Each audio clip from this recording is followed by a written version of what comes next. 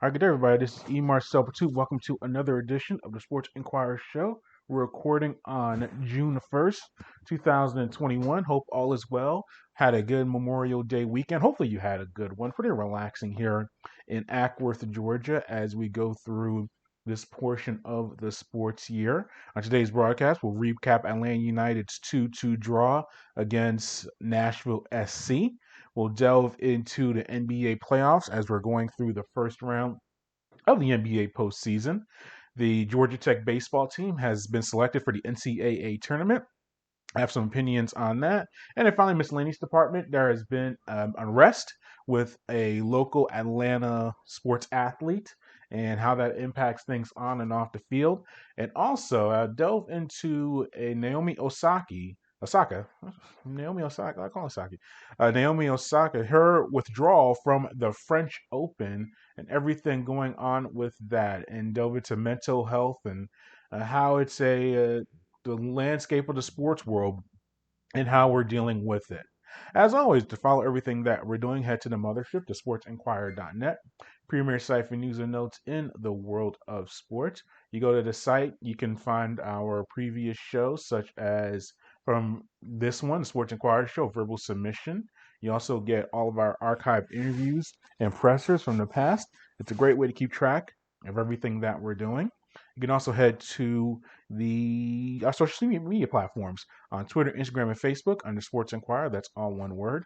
Do a search on there, and you'll be able to keep track of all the stuff we have going on. And then finally, subscribe to our audio and video content providers such as SoundCloud, Spotify, Google Podcasts, and iTunes. Do a search for us under a Sports Inquirer, and that is a great way to keep track of all the stuff we do. Every time we post something new, it goes up on those social media platforms. So make sure you give a delve into that and check it out. Atlanta United, and this is the original free kick portion of our show. Last week we went into detail about them earning a 1-1 draw at Seattle, obviously highlighted for Atlanta with the second half penalty kick by Joseph Martinez to tie the score 1-1, and we played the audio from Captain Brad Guzan about it feeling like a victory, the team having perseverance and showing resolve in staying in that contest and making sure that they earn a result. Similar situation as far as the points go this past Saturday for Atlanta United when they had a 2-2 draw against Nashville, but it feels like a loss.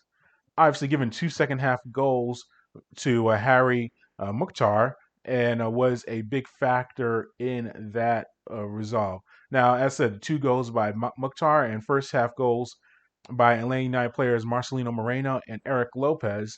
Those were the scores in the 2-2 draw. The draw kept Nashville undefeated in Major League Soccer play this season. They're 2-0-5 for 11 points, while Atlanta is 2-1-4. They have 10 points. They are undefeated in their three home matches this season. Now, Atlanta did take a 1-0 lead in the 6th minute on Moreno's strike. The play was set up by Miles Robinson's chip pass over several Nashville defenders to Estrico Moreno in the penalty area. He was able to retrieve the pass and pushed his right foot shot past Nashville goalkeeper Joe Willis. And it was Moreno's team leading third goal of the season, Robinson's first career MLS assist. Atlanta looked to double its lead in the 18th minute when Eric Lopez retrieved a loose ball in the Nashville penalty area and took a shot that required a diving save from Willis from going in. Atlanta was very active in the first half and outshot the Nashville 8-4 and had a 57% possession in that first half. Here is Atlanta United player George Bello on that offensive effort. Yeah, I mean, we knew they're an aggressive team. If we try to play into the middle channels, and they'd suppress that. So I mean, we were able to exploit those long balls, either whether it be out wide or just through the middle, like Miles did in his assist. So yeah, that worked out pretty well. And I mean, I thought we did pretty well for the most part, except for those last 10 minutes. And like I said, we can't keep our heads on it, or else we'll just go downhill from there. We just got to keep moving and try to better ourselves and have this little break, clear our heads a little bit, and come back even stronger. Atlanta was able to get that second goal in the 51st minute when Moreno took a pass. Moreno started to play with a drive down the middle of the field. He passed the ball to Bello, who was on the left side just outside the penalty area. Bello was able to cross the ball into the 6-yard box, and Lopez, who had back tapped the ball with the right foot in a spinning move in his shot attempt, the ball went in. It was Lopez's first goal of the season for Atlanta United, and Bello and Moreno got credit for the assist. Here is Bello on that assist. I saw him making a run from the far post. It was a great run. I knew I obviously, and also knew I had to get it in because that was really my only option. Marcell played a pretty good ball down the line. I knew how to whip it. And I knew they'd be expecting me probably to try to like lift it to maybe Joseph or something, but I just tried to whip it near post. And obviously it was a great finish from Eric. Better finish than assist for sure. So I'm happy for him. So Atlanta was cruising and looking like they were going to get the 3 points at home. However, Nashville started its comeback attempt. Their first goal came in the 80th minute on Mukhtar's goal, assisted by Daniel Lovitz and Matt LaGrassa. Lovitz and LaGrassa passed the ball back and forth with each other down the left side and were able to hit a cutting Mukhtar down the middle of the penalty box, and he pushed a shot past Guzan to make the score 2-1, still in favor of Atlanta. However, 3 minutes later, Mukhtar scored his second goal of the contest, and that made it 2-2. Mukhtar retrieved a deflected shot at the end of the penalty area, and he hit the rebound past Guzan to tie the score at 2-2. Bello, here are his thoughts on the team dropping points. There's a lot of emotions for sure because I mean you go through the game thinking that you're playing well, the team's going well, and then that happens. So I mean, results like that, even though we tied, for me at least, I'm sure for a lot of the guys, it feels like a loss. But I mean, we have to keep going. It's in the past now. We have a break, so we have to regroup and just get ready to keep going. The season just still early in the season, so just gonna move on from it. Atlanta, and then in the finale of the contest, you look at the stats. Nashville outshot Atlanta 14-12 and Atlanta led in time possession with 61.8% of the ball. So it's just a very disappointing performance for Atlanta. Yes, they get the draw, but you're up 2-0. You get some goals from Lopez and Moreno. So this looks like a time for you to get a full 3 points. It doesn't happen. Giving up those 2 late goals really cost them in a big way. Atlanta does return to action at home against Philadelphia on June 20th, while Nashville visits the New York Red Bulls on June 18th. So they're on an international break right now. And here is Bello and how the team will handle this break.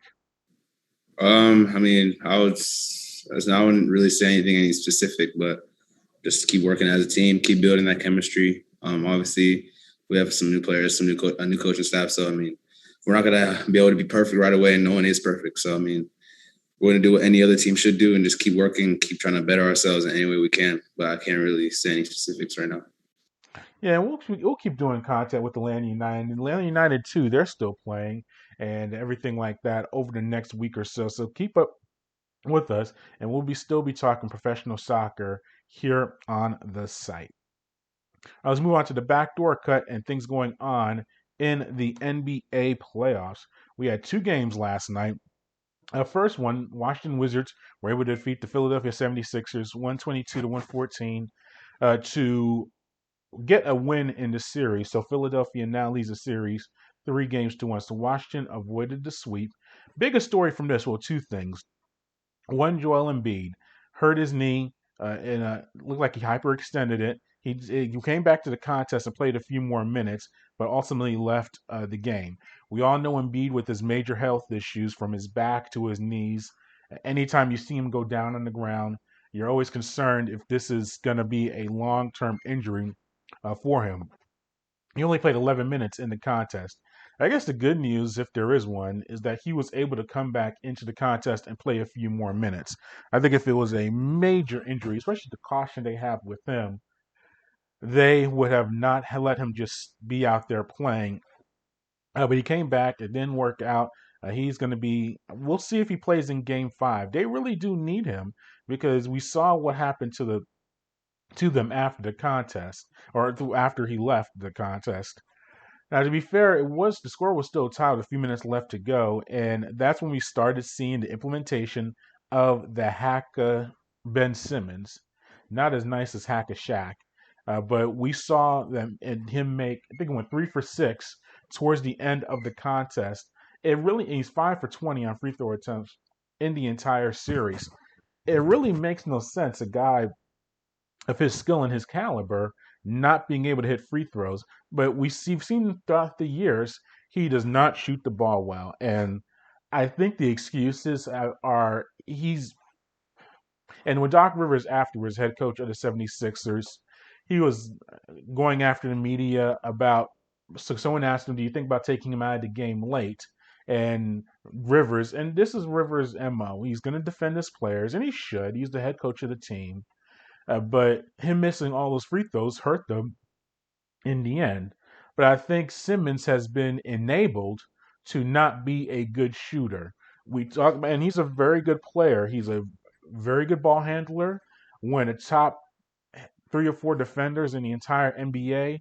I mean, he still scored 13 points. He had 12 rebounds. He gives you a lot he fills the stats.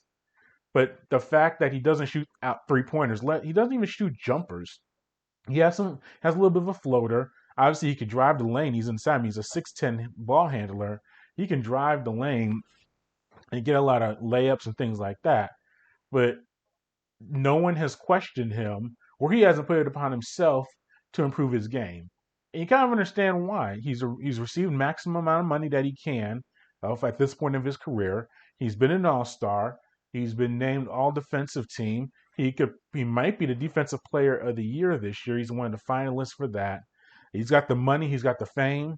Why do I need to worry about shooting my jump shots or working on my free throws or hitting 3 pointers?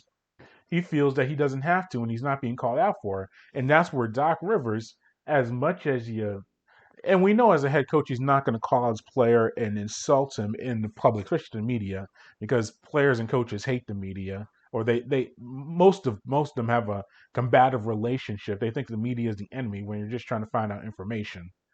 But I think that him with Doc Rivers last night is just going to enable him more not to be working on his free throws more. I think if you're a professional athlete, professional basketball player, and you can't shoot at least 70% from the free throw line, that's inexcusable. That goes to Simmons and Luka Doncic, who he's had some struggles at the free throw line, all the way to Wilt Chamberlain, Shaquille O'Neal, and everyone in between. Do I expect you to be Calvin Murphy or Steve Nash? These guys who shoot in the high 80s and 90% in the free throw line for your entire career, Rick Barry. Do I expect that? No. But I expect you to be at least in the 70s. That's respectable. 7 out of 10 free throws is not too much to ask, especially when you're Ben Simmons and you're handling the ball as much as you do. You're going to be put in that situation. And and Philadelphia's going to win this series. I think even if they don't play Embiid the rest of the series, they'll find a way to win it. Just because as much as Westbrook and Beal are very good players for Washington, and Rui had a big night. Uh, Hashimura had a big night. 20 points, 13 rebounds, hit that big corner 3-pointer in the fourth quarter to really ice the game for Washington. They're not as good a team as Philadelphia is. So no, Philadelphia win this series. But if you're looking to the future of the Sixers and their championship aspirations, they're going to have to figure that out. Obviously, so Embiid, his knee injury, as I said, you got with him, he might be back the next game or he might be out a few weeks. We just know it's an injury history. We're not doctors, and nothing's come out as major as he tore anything and anything like that. And we're hoping that doesn't happen. But you never know with him. And then with Simmons, I don't necessarily think you can't pull him out of the game because he is still their second best player, and he does contribute so much. It's on Ben Simmons to find a way to be a better free throw shooter. So I don't. As to that, they're going to lose a game, maybe even 2 games against the Milwaukee, against a Brooklyn. If they make it to the finals against one of those Western Conference teams, because he cannot hit free throws. And as a ball handler and a guy that has such a good skill set, you can't be shooting 5 of 20 in a playoff series. That's not going to work. So Philadelphia, not only did they lose that game, they got to figure some things out, but I still think they'll be able to win that series. Utah's really taking control of their series over Memphis. They were able to defeat the Grizzlies 120-113. Donovan Mitchell being back just gives them so much confidence. He had 30 points in the contest along with 8 assists. That just puts everybody back in the rightful position of what they need to do. Extends the bench. Jordan Clarkson, 24 points off the bench for Utah, and I think it's one of those deals. While John Morant, he has been tremendous throughout the series. 23 points, 12 assists. Utah is just a better team. There's a reason they're the number one seed and had the top record, in the league because of just the depth of their roster. And Mitchell coming back from an ankle injury. He's played the last 3 games of the series. They've won all 3. I think Utah finds a way, to roll in that series. And then tonight, some interesting contests that are going to take place. I think the Nets find a way to close out the series, win it tonight in Brooklyn, Game 5. The Celtics have been a game competitor. They were able to get Tatum has been tremendous, 50 points in their win. But I think overall, you're looking at this with the Nets, Harden, Durant, and Irving. When those 3 are on the floor together and rolling, I don't think many teams are going to be able to beat them, especially a Celtics team that is very limited. So I think that's going to be a pretty straightforward victory for the Nets if they're focused and motivated and just take care of business. Portland and Denver's tonight. That series is tied 2-2. We've seen Denver play really well. We've seen Portland shoot the ball very well also. I mean, it's Game 5. It's in Denver, but both teams have been able to win on the road. Like Denver's won at Portland. Portland has won at Denver.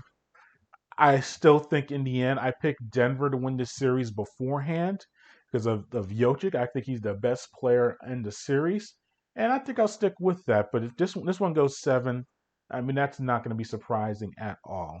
And then the Lakers and the Suns tonight, series tied 2-2.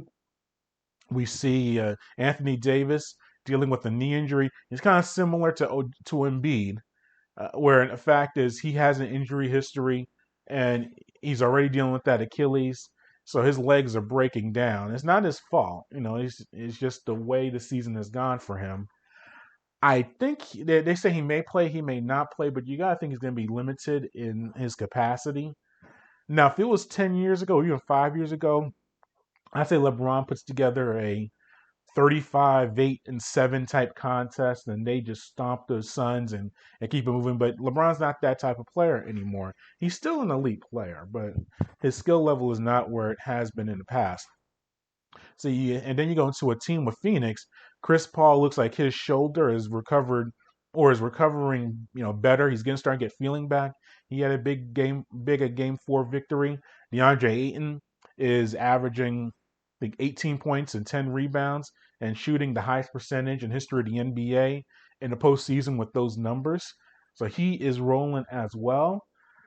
It's just a really tough deal because I think if Davis is in there and healthy, I think the can still be the better team, but they have to change their approach. They're not a good shooting team, and you see them shooting so many 3-pointer attempts. Even James, as great of a player as he is, he's an inconsistent shooter. And they're trying to play like they're the Warriors from 5 years ago or a Portland or, a lot of these teams that have so many elite outside shooters. They don't have that on the roster.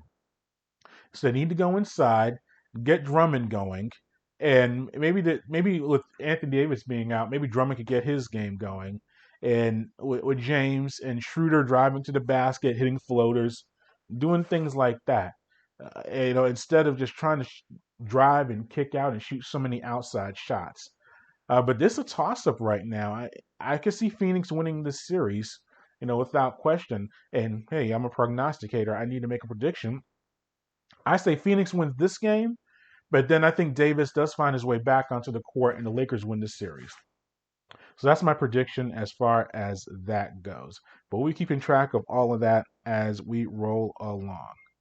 All right, let's get to the college athletics and technical state of Georgia athletics. The Yellow Jackets baseball team is going to be in the NCAA tournament for baseball. It's their 33rd time in the NCAA tournament and the second straight appearance since 2019. Remember last year, there was not an NCAA tournament in 2020. So they are making consecutive appearances. Here is head coach Danny Hall on a team being selected for the NCAA tournament. I mean, it's an exciting time for our team, and as I told them, you have to earn your way into this tournament. They don't just give anything to you. So we're excited about being selected, first of all, and then to get to go play at Vanderbilt. We have played there before, so definitely a great challenge going there to win a regional at Vandy, but something that we look forward to every year of trying to get our team to the NCAA tournament, and we've gotten that opportunity, and now we just got to start our preparation to be ready to go up there on Friday. And the Yellow Jackets are the number 2 seed in the Nashville region, which is being hosted by Vanderbilt, who have their number 4 or number 3. I'm gonna pull up the bracket right now. I'm pulling it up while we play Danny Hall's comments. But nationally ranked team, the way college baseball tournament works, kind of similar to basketball. You have 64 teams in the tournament. We all know how that goes. And the top 8 teams are national seeds, so they get to host the regional and the super regional if they continue to advance. And Vanderbilt has one of those top 8 seeds. And also in the regional is Indiana State and Presbyterian. So here is Danny Hall on the Yellow Jackets being sent to Nashville in the Vanderbilt regional. Oh, probably not. I mean, I think this time of year there are a lot of good baseball teams, and I think if you're one of those 16 seeds, you're really good. If you're one of the top 8, you're really good. And so, we knew we were going to be placed somewhere where you have to beat a really, really good baseball team. And, we just happened to be sent to Vanderbilt, and we get a chance to see them play a lot, just all things SEC, and they're an outstanding baseball team, outstanding coach and staff. And so, but they're not the only team, and we don't play them right away. We play Indiana State, who, interestingly enough, we've played them before. They've come in here and played us, and they're an outstanding team as well. And so that's where our focus needs to be. And Georgia Tech's first game of the Nashville Regional will be against Indiana State on Friday, June 4th. Just initial thoughts on the bracket, which we're going to pull up right now. I think what you're looking at is, and we'll do a better projection when we can look at the entire bracket, and I'll give you some more analysis later on in a future show. I think Arkansas is the team to beat. They've been the number 1 team in the nation really throughout the entire year, and they won the SEC tournament, beat Tennessee in the championship game. They have the top hitters. They have Cops, who's probably the top pitcher in all of college baseball, which is weird to say about a reliever, but 10 wins, 10 saves, just player of the year in the SEC, just a dominant guy out of the bullpen. I think they are one of the teams that you really have to look at as being a major player. And I mean, I think it's going to be a lot of chalk. I mean, you got to figure the Arkansas, the Texas. We just talked about Georgia Tech and we covered them, and in respect to the Yellow Jackets, but I think Vanderbilt's number 4 national seed. I think it'd be very tough to see them losing among their regional super regionals. Tennessee, and I don't think it's gonna be all SEC. TCU is a number 6 overall seed. They have a really good squad. They are won the Big 12 tournament. So there's some major players out there. Even the Pac-12. I mean, Stanford is a number 9 seed. They can make a run. They have a lot solid pitching and solid offense. But I think that it's going to be. I think once you get to the regionals, you might find some upsets. But once you get to the super regionals, I think you can see a lot of chalk. I'd be very surprised if you see a non-top 16 seed make it to Omaha as far as a College World Series. But as I said, there's a lot more to preview as we roll through it and as that goes on. So we'll be keeping track of Georgia Tech, of course, as well as some of the other teams as they roll through. I was wrapping the show in the Miscellaneous Department and things going on in the periphery of sports. Yes, I did see the Marcell Ozuna arrest for allegedly for his domestic violence incident. And obviously we don't know the full details of it. It's being investigated. But like a lot of things, when you're this is on a local level, but a national level, when I watch my local morning shows around 6 or 7 a.m., and the lead story is about an Atlanta Brave being arrested for domestic violence, that's not good for all parties involved. Obviously, for Zuna and his life partner, and these are all allegations. So when I'm speaking, I'm not saying he's done any of this. This is all alleged. That's not very good. For that, for the family, then well, that's not good. For the Braves, obviously it's tough because he's out for a month with a he broke several fingers in his hands, so he's got a hand injury. So he's already not playing, with the team. But furthermore, you got to worry about the response from Major League Baseball, the legal issues. I mean, I think he got bailed out, but he still has to make a court appearance and charges and everything like that. We don't know when we'll see him back on the field. So just PR wise, it's tough. And then he's dealing with the hand injury that looks like it's not going to keep him out for the year as far as the physical part goes. But still, you're losing him for a while, so it does hurt your lineup. That's just a very tough situation for them to follow with and deal with. And I can't really comment too much more on it because the legal system has to play out with everything going on. And I know that there's been a track record. There's been previous incidents with him and his partner, and that's not snitching or anything. That if you look at the public records, so this is not an uncommon thing for him to see happen.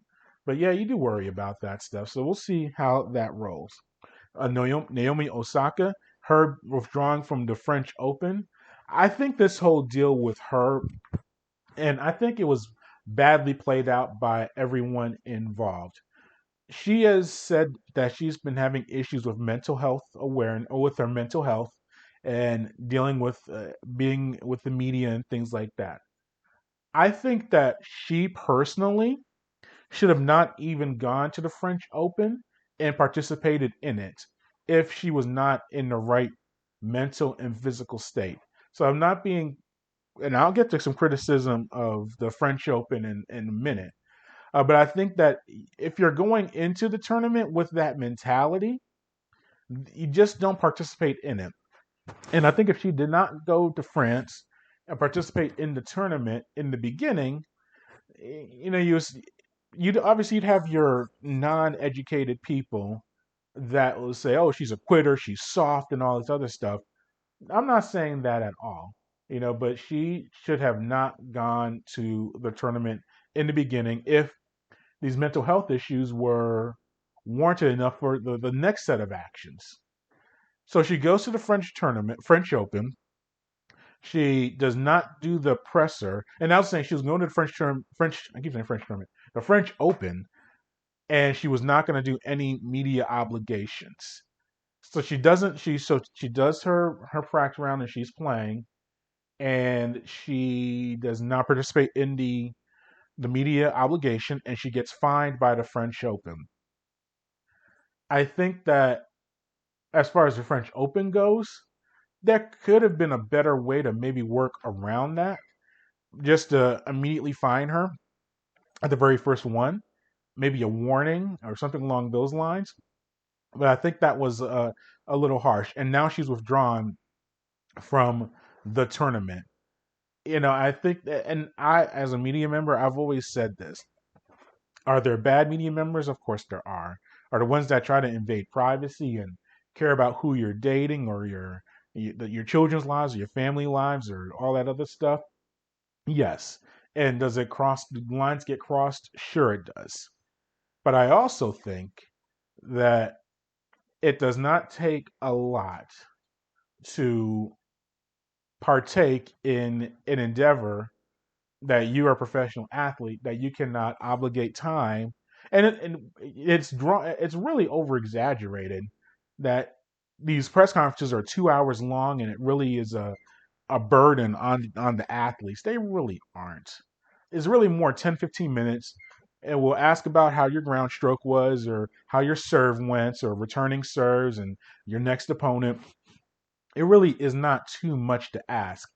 If you're going to partake in the tournament, that's why I said that she should have not participated in the tournament from the very beginning, because you knew, or she should have known. And if she was naive enough to believe that she could just go to the tournament and not have to deal with the criticism from not talking to the media, that's very naive on her part. But if she goes to France and thinks that she can just honestly not get away with, because when you say get away with, it's like she's committing a crime. She's not committing a crime. But I think that if she thought she would avoid criticism and being critiqued by it, and she's already stated that her mental state is she struggles with it, then you don't put yourself in a position for those mental issues to be triggered in that way. And I think that's what happened. And I said, I'm not a psychologist. I'm not a doctor. I've never met her. I've never spoken to her. So I don't want to be armchair doctor and say I'm diagnosing her with this, that, and whatever. But from the outside looking in, it looks like a deal where she she went to France, did what she thought that she could have one type of situation, and it turned out to be another. But I think her advisors or family or somebody should have been able to predict that and say, look, if you go to France and participate and you go to tournament to play and you don't do this obligation, that can lead to some issues that may harm your mental health. And maybe she got that advice and ignored it and thought she can still do it. But yeah, it's an unfortunate situation, because on the court, she's the top player in the world. And, off the court, she's been an ambassador. She's done a lot of good. And she's done a lot of activities with the Black Lives Matter and a lot of awareness on a lot of issues. And so that's been good off the court, and she's used her voice in a positive way. And I'm not saying this is going to be a dent in her career and she's going to retire and never play again and everyone's going to hate her. But I just think in this situation, it could have been handled a little bit better on all parties. Even the French Open, and just a way there has to be a common ground to just define her like that immediately. There has to be a way that something could have been worked out from Naomi's side and from the WTA, Women's Tennis Association, to the Open, French Open itself. There has to be a way to figure that out. But yeah, it's just very disappointing, and it's just disappointing as a sports fan myself, liking to watch her play. So I mean, it's not the end of the world. She's very young; she'll be in other tournaments. But yeah, I just thought that was just a bizarre way for things to go down with that, and hopefully for her sake that she's okay. Because I'm pretty sure for her to withdraw from a French Open like this, that's she's a tennis player. She wants to win. She's very competitive, I'm sure. So for her to just withdraw from it, hopefully it's not a lot going on there, but we'll see. And, we'll just be keeping track of that as it goes along. All right, thanks for listening to today's show, and thanks for supporting us and everything that y'all do for us. And just head to thesportsinquirer.net as always for more content, and also go to Twitter, Instagram, and Facebook for our social media platforms. And finally, go to our audio and video content providers such as YouTube, SoundCloud, Spotify, Google Podcast, and more, and iTunes to go to the Sports Inquirer. Until next time, good fight, good night, be safe.